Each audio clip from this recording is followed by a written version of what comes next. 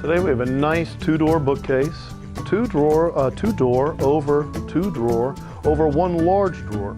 Now the bottom drawer, it does have a lock and it has the original little key escutcheon. We do not have the key for that lock.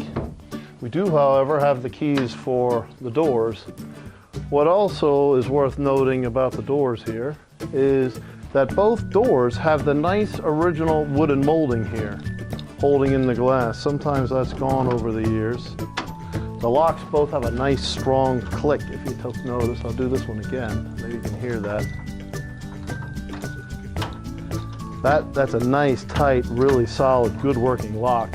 So that's what holds the doors closed, is the lock. And that's got a lot of life left in it. The shelves are a little lap joint on the doors, assembling the doors. The shelves are going to be a secondary wood with a walnut trim in the front added on.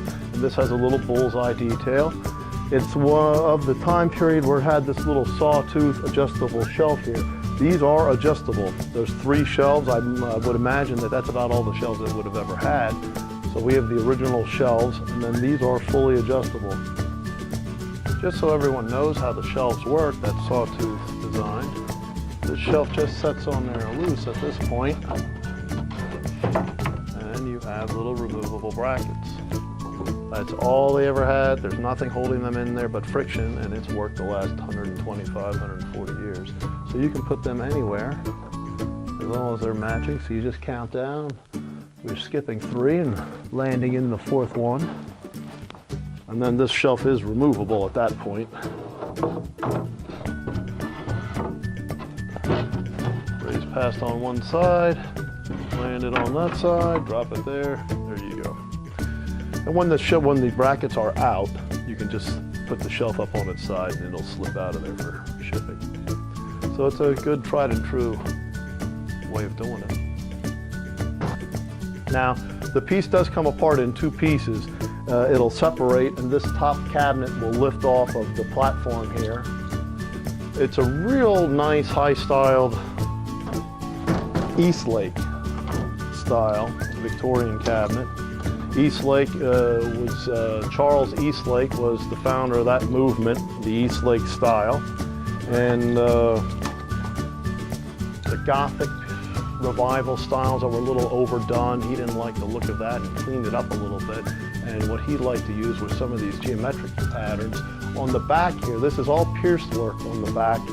Very unusual. So you have a little square, a little line, pierced cut, and then on the side here, even on the side, there's a little geometric little diamond there on the side.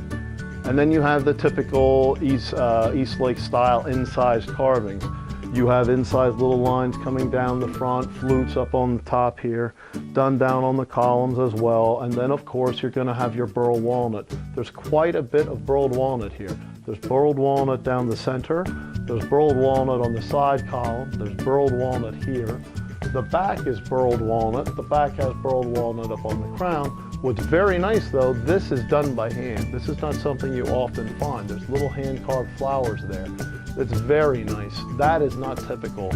You're gonna find these geometric designs, little bullseyes. That's typical to the Eastlake. And then also you have these little carved little fleur-de-lis-ish motifs. But this is nice, the little hand-carved. The finish, we got it in a restored state when we got it, and then we cleaned and worked on what we inherited. Meaning that we just freshened it up. It was probably a 20 or 30-year-old restoration when we got it. We went over it and detailed it. Now when someone cleaned this or restored it, and I say refinished, it very well could have been similar to what we do, but trying to preserve the original finish. I say that because it's very rich, and oftentimes when you refinish this walnut, it doesn't have that life anymore. If you strip it with a chemical stripper and take it down to the bare wood, you also take the color and the richness and the patina off, as well as any of the problems that you're trying to remove. To me, it has a nice, rich look. This is when we refinish or restore, we don't really refinish. When we restore something, this is what we want it to look like at the end. So this looks like something we would have done in-house here. However, we got it just the way you see it. Little spool, little carved there, urns. The burled walnut on the bottom of the drawer as well.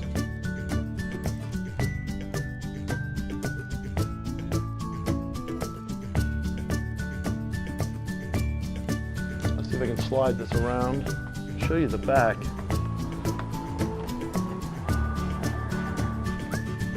Because I don't know, you know, you can see there's little marks here where maybe somebody was cleaning on the side, but they would have done whatever they did by hand. It was never in a dip tank or a flow system. It was not professionally stripped down to bare wood, which, you know, about 20, 30, 40 years ago, that was the thing to do. You dump this in a tank and kind of would ruin it. It's a shame when that happened.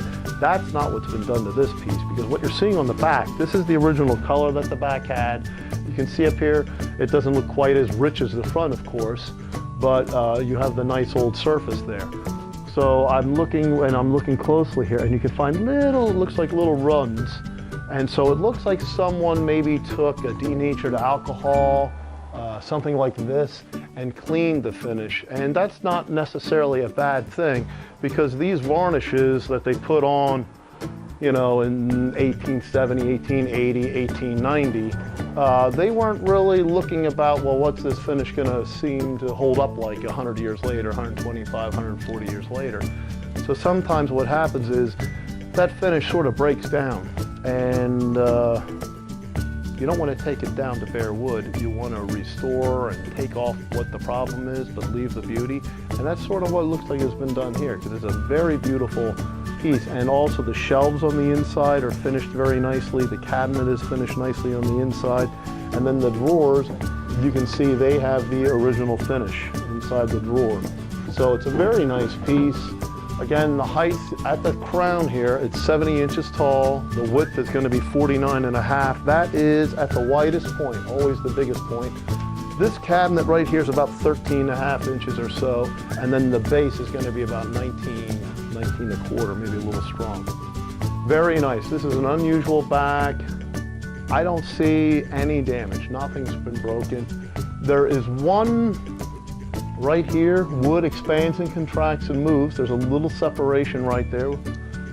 That's the only issue on this entire cabinet. It's very beautiful. I think you'll be happy with it.